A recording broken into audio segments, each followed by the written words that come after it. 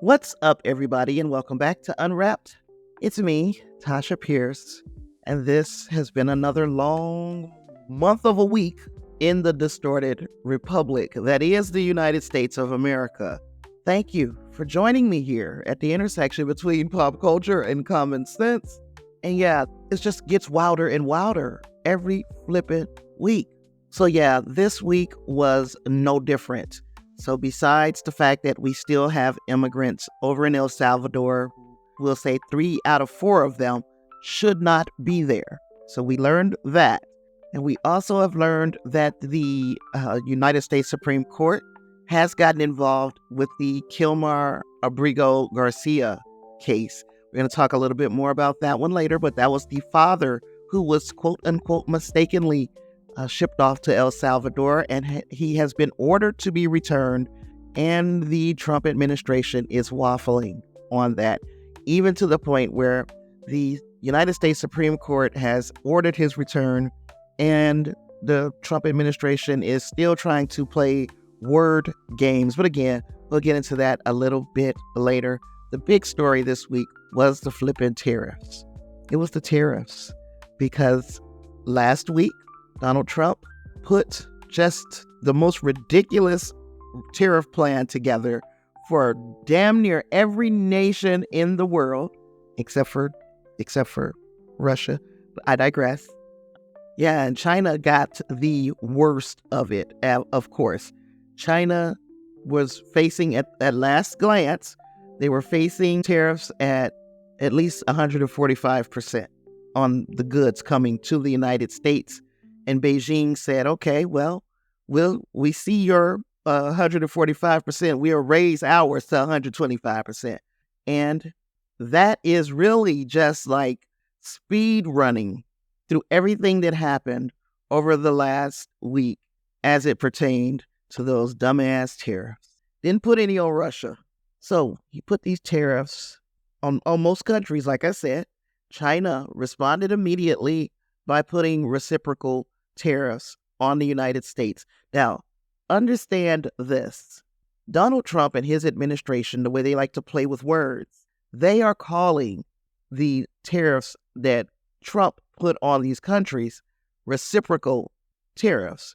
But no, this is completely instigated by Donald Trump. So when China says, you know what, you put this high-ass tariff on us, we're going to put a high-ass tariff on y'all. And Donald Trump acted like that was a surprise to him, that somebody would stand up to him.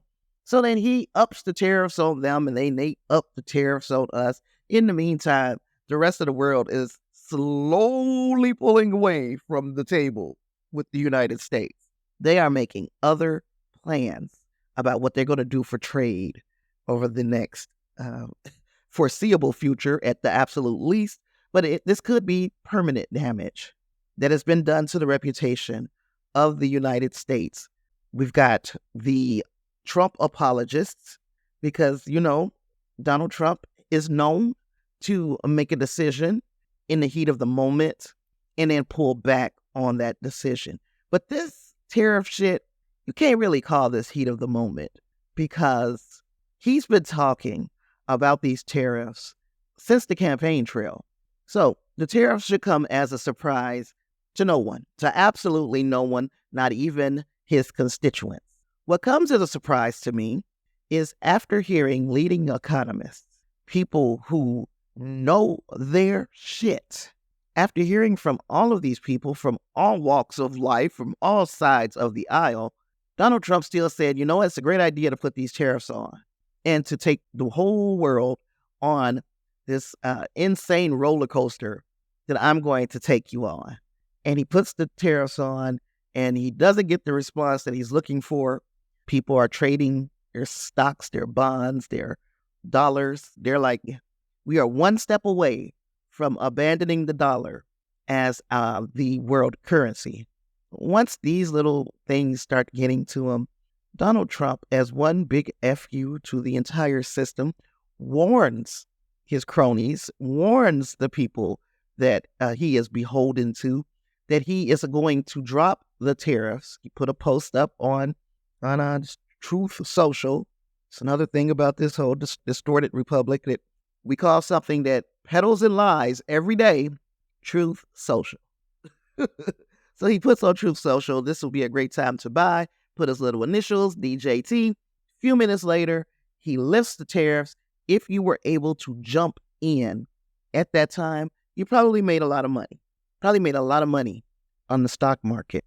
This is insider trading, if I've ever heard of it. In the mean and in between, take a look at your 401k. Take a look at your pension. Take a look at your savings account. How much money did you make? I'm pretty sure you lost some money. And that is the administration that we're dealing with. We're dealing with an administration that says, hey, we're looking for fraud and waste and abuse to make life easier for you, when in all actuality, they're looking for any means possible to make themselves some more money. And it's always about the money, right? Always about the money. Donald Trump has also pulled the reins on some of his China talk. And of course, it's done in the most insane, convoluted way possible. See, Donald Trump has taken off the tariffs on electronic goods for China. That is your laptops, your telephones, all of that stuff, electronics. But he left these high-ass tariffs on the chips. So anything that you would need to kind of build your own computer is going to be exponentially higher than just buying a computer that is already put together in China. Oh, gosh. Also, we might have our first indication that Trump is deciding that he's not going to listen to the Supreme Court. That is one thing, because again, he says one thing. He says, oh yeah, I have respect for the Supreme Court. If they were to tell me to do something, I would do it. Listen, dude, you need to have respect for every court until and unless something changes in our Constitution. You need to respect every court. But it's really good to know that you say, hey, I'm going to commit to listening to the Supreme Court while you don't listen to the fucking Supreme Court. It's just distorted. It's just distorted. Because, yeah, there's the case of Kilmar Abrego Garcia. The Trump administration was ordered by a U.S. District Court judge named Paula Zenes to bring Abrego Garcia home, and the Trump administration pushed that to the United States Supreme Court. Okay, so now the Supreme Court gets a hold of that situation, and they instruct the Trump administration to obey the order of the lower court. And still, Abrego Garcia is not home. Now, we have a statement from the Trump administration that says that Abrego Garcia is alive and secure in that facility that he was sent to illegally in El Salvador, and that they are now claiming that he is under the sovereign domestic authority of El Salvador. So they're saying that their hands were tied. We sent him away. He's gone now. We can forget about him. He's gone. Even though you sent him away mistakenly, even if it wasn't a mistake, these people have their right to due process. They have their right to have their case heard by a judge, and a judge to make the decision of the ruling. This will make this whole thing legal. But it's apparent that the Trump administration doesn't care about operating under legal parameters. They're going to pick and choose which orders they obey. This administration is very methodically checking off the list of things that a democratically elected leader might do if they want to become a dictator. First and foremost, Trump and his administration, they are undermining our institutions. They have attacked the legitimacy of elections. They attack the legitimacy of courts. They have attacked the legitimacy of the media. They make people distrust the democratic processes so that people lose faith in them. They're making people distrust the courts, which some people never trusted the courts. But then you just distrusting elections. You're distrusting the media. This is all based on the word of one man who is a huge liar, but he's getting underneath the fabric of our democracy, and he is creating an opportunity for not just him, but anybody else with ill intent to take over the White House. See, the undermining of these institutions is how it starts. And then you start seeing this president or a person who wants to be a dictator, you start to see them pack the courts with judges who are loyal to them, not the law, not the Constitution, not the people, but loyal to Trump so that they will get favor in those rulings on their authoritarian policies. We also see them doing a bang-up job, really, of controlling the narrative. They flood the media with their propaganda. That propaganda is portraying Trump to be some type of savior or some type of genius who was always 2 or 3 steps ahead. Of course, you have the Truth Social and the X part of things. Those 2 social media platforms cater to the MAGA audience. Then you have independent journalists, news outlets are being undermined. They're going to call them fake news. They're going to call them the enemy of the people. They want to use their social media arms and their mainstream media arms like Fox to push a one-sided narrative. And these are huge platforms. Truth Social, not as big as X. Fox is probably the biggest thing as far as mainstream news is concerned. And they are pushing out a steady stream of propaganda. Then we are seeing also Trump expand his own executive power. He has bypassed normal checks and balances because he's ruling through executive orders, emergency powers. He has cut the Congress out. And you would think that because this is their job, that the Republican side will be like, hey, don't cut my job out as you are expanding your power. And because they consistently have been losing power, you would expect for them to make a move. But nope, they are really and truly all in on giving Trump his way this term. Then there are crises. And every politician looks for a way to spin a crisis, a real crisis or a manufactured crisis. There is like the shock doctrine is what it's called. When something happens, we have to find a way to spin it. But this administration is spinning things to justify power grabs. They're claiming it is for national security. They're claiming it's for stability. They are making problems, putting a Band-Aid on the problem and saying, see, look at that problem. So that later on they can come back to the problem that they made and use it to grab more power. Then we keep hearing Trump, who is 78, 79 years old. We keep hear him talking about being around for a third Trump administration. I mean, we all know that there is term limits on presidency in the United States, and that is 2 term limits. And it is it's spelled out very clearly that you cannot get back on the ticket in any way, shape, or form. You can't have your vice president run and then hand you the presidency back. You can't even be vice president as a former president. So there is no way, but we keep hearing them talk about it. So the only way that they can do that is to change the law or the Constitution. We can't let that happen. Trump has had a cult of personality. He has always presented himself as the only one who can fix this country's problems. He is encouraging displays of loyalty. In fact, you're talking about this huge rally for his birthday in June that will cost the taxpayers upwards of $90 million. At the same time, we're looking for fraud and waste and abuse. But anywho, so he wants us to have a rally in his honor. I don't think so. But the rallies, the slogans, his pictures all over the freaking White House and everywhere else, these are ways that your presence is always felt by the citizens. You are always there.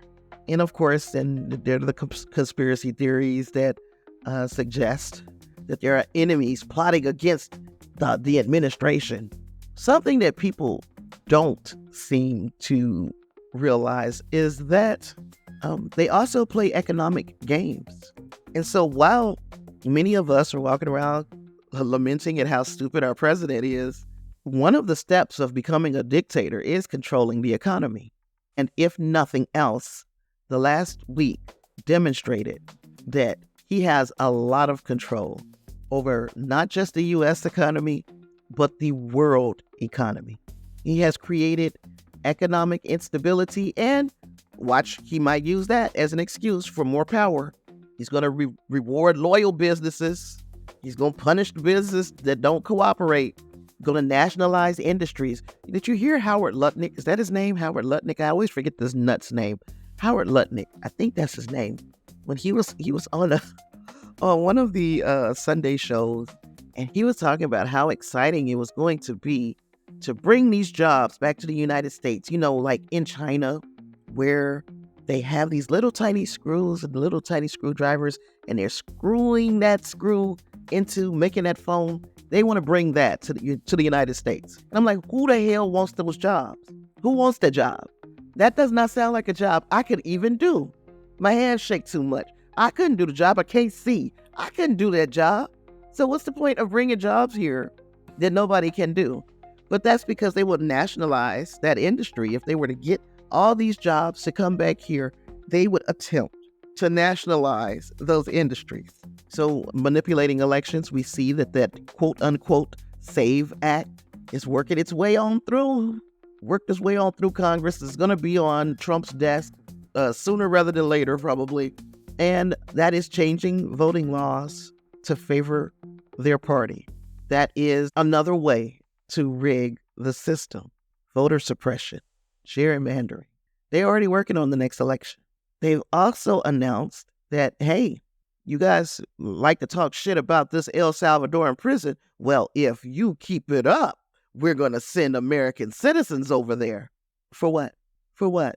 At that point, you would absolutely know. But I mean, I still get comments on my videos, on my podcast episodes that say that I can leave if I want to. First and foremost, my forefathers built this motherfucker. I'm not going nowhere. That's first and foremost. That we've got that out the way. Secondly, they come and they say that we don't appreciate the fact that our government is looking for waste, fraud, and abuse. It would help us. But I point again to what just happened with the world economy last week. The 401ks, pensions, and savings of regular people was hit to the tune of about $120 billion. But Trump and his homeboys made almost $1 billion off of the insider trading thing. Who do you think this is serving? It's not serving you. As a regular person, it's not serving you. And they tell us that we fighting for rights that we already got. We've gotten rights. But slowly you're starting to see rights being taken away. And because this is happening to immigrants, you don't see the potential for it to happen to yourself. But you have to realize this is where it starts. They start to push it through with these immigrants. And then that sets a precedent if you don't fight back. So you have to fight back. We have to fight back because we're only a couple of check marks away from him, Trump, being a full-blown dictator. And we've already gotten another one. If I remember correctly, he is going to put our military on the borders. So you're militarizing the government and you are weaponizing the military. He's filled key government positions with military loyalists, not people who can do the job, but people who can just say yes or no. That's all. And really just yes. All you have to say is yes. Trump tells you to do something. Your answer is yes. That's who he has filled his government positions with.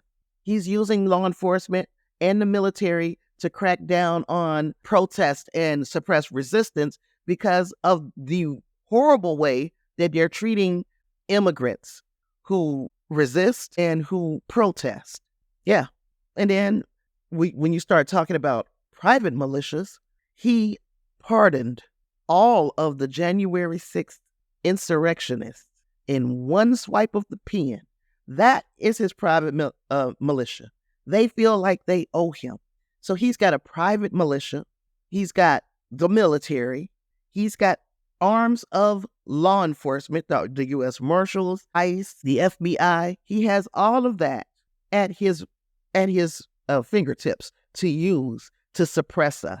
We're going to start seeing more suppression of the opposition. So intimidating, jailing, or eliminating political opponents. And I'm saying that because we have seen just this week, Michigan Governor Gretchen Whitmer. She was at the White House talking with Trump because of a Michigan ice storm they had. They wanted to talk about defense assets and they wanted to talk about tariffs. So following that meeting, Whitmer was brought into the Oval Office and she stood by while Donald Trump signed several executive orders that targeted his political opponents. Now, in her defense, she had no idea that she was coming there to do any kind of press, but her being there almost looks like an endorsement of the executive orders that he was signing. Add to that the fact that she really didn't do anything to signal her dissent. And I get it. You in the office, shit, you there. You at the scene of the crime, baby. You are complicit.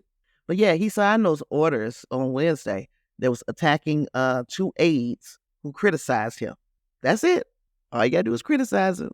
So he called on the Justice Department to investigate Miles Taylor, who was a former Homeland Security official, and Christopher Krebs, who was a top cybersecurity official.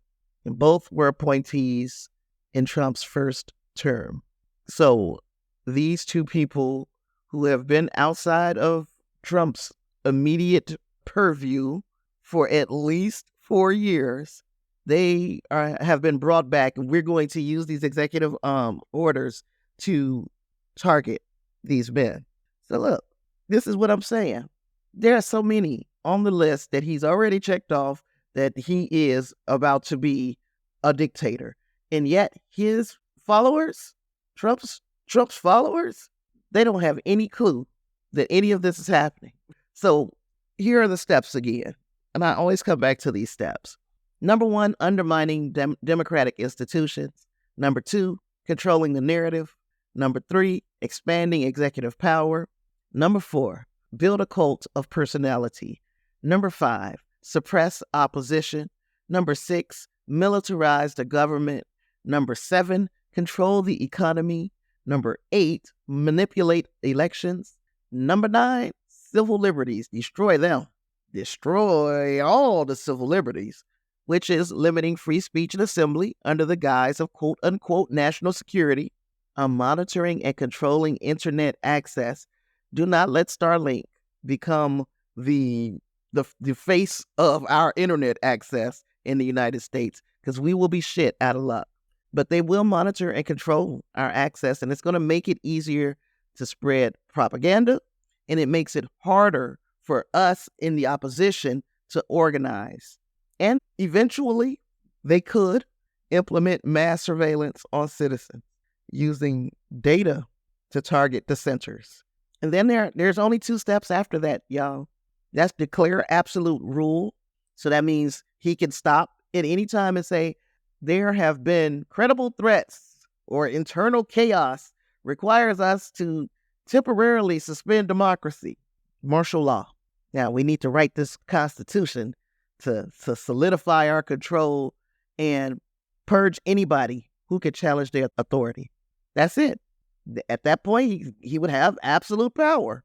When you see our civil liberties start to be destroyed, and I got a feeling we're going to see it sooner rather than later, we're going to see them take away our civil liberties, and that absolute rule is coming.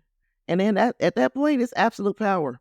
This leader, Trump, has transformed into a dictator. They will rule without accountability. Our opposition will be crushed if we allow absolute power to get in his hands. The people will be trapped in an authoritarian system. Now, some dictators managed to hold on to power for decades. I can't see that happening in this case unless some medical miracle that I hope doesn't happen for him happens. I can't see Trump surviving much past this term. It just seems like he's not the healthiest dude in the world. But this playbook, I keep saying it, it's been used repeatedly over and over throughout history. Hitler, Stalin, Chavez, Erdogan. Once the system is broken, it is incredibly hard to fix. And we on our way over here, y'all. And unfortunately, so many people do not realize they are being oppressed. It's like what Harriet Tubman said, or it's been attributed to Harriet Tubman, and we're not sure if she really said it. Talked about how many slaves that she saved, and she said, I could have saved more if only they knew they were slaves. Yeah, but authoritarianism, it doesn't happen overnight, y'all. It creeps in while you sleep. Sleep, sleep, sleep. Yeah. So we have to stay woke. Yep. And I know that the right-wing people hate the word woke. I'm telling you, stay woke. Keep your head on a swivel. Continue to speak truth to power. These are the things that can slow down the process of this president becoming a dictator. As long as there are people out there still telling the truth, still resisting, still educating, still mobilizing, when you're doing all of those things, when still has something pushing against them, it slows things down. And that's all we can hope for right now until we have a real plan. And I'm telling you, general striking sounds like the plan. I can't push nobody into doing something that makes them that uncomfortable, but it's going to take at least 4% of our population to say, fuck, we better just sit our asses still until we get some answers and we get some assurances from this administration, and we need our Congress to do its effing job. This is what we hired you for. When people start acting crazy and going all outside the lines, we need you to either pull them back inside the lines or get rid of them. I said what I said, y'all. I said what I said.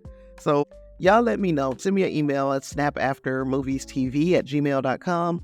Let me know what you think about this wild week. And if there's anything that you want me to talk about next week, please put that in your memos or in your emails too. Yeah, today I did spit knowledge. I did drop knowledge. Did not spill tea. I never spill tea. You deserve so much more than just tea.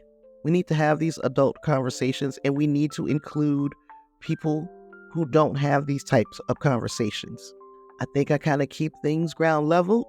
So if you got somebody who is just sticking their foot in the door of resistance, tell them to listen to my show and share it with them, because we're going to do this in these little bite-sized pieces, but I'm showing an audience, whoever that audience is, I am showing you how this man is becoming a dictator right before our eyes. Even though he already told us he was going to do it, some people were so shocked, and some people still don't want to believe it. But I'm looking right at it. I'm watching this man this whole week. Everything is like one step closer to full-blown dictatorship. Anyway, thank you for being my sounding board. I need somebody to get all this stuff out to, and I appreciate you listening, appreciate you being here with me, and I hope you'll join me next time. See you later. Peace.